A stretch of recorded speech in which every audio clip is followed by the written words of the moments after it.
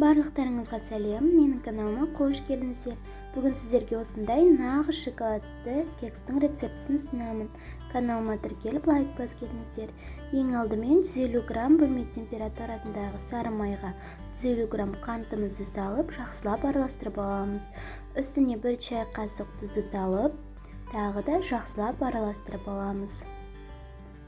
Араластырып болған соң үстіне 2 жұмыртқа мен 200 мл сүтті құйып, тағы да жақсылап араластырып аламыз.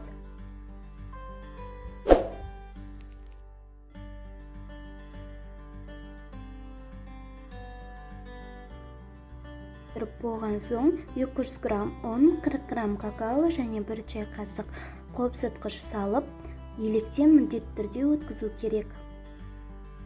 Барлығын өткізіп болған соң, тағы да жақсылап араластырып аламыз.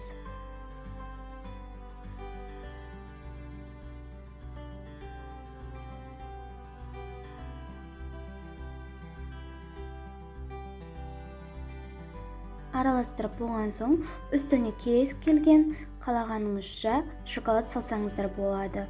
Араластырып, форманы дайындаймыз.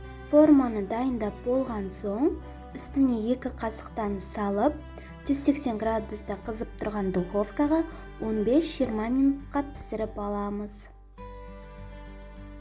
Мінекей осындай жұмсақ әрі дәмді болып шығатын шоколадты кекс жасап көруге кеңес беремін. Бір жасағаннан шығады.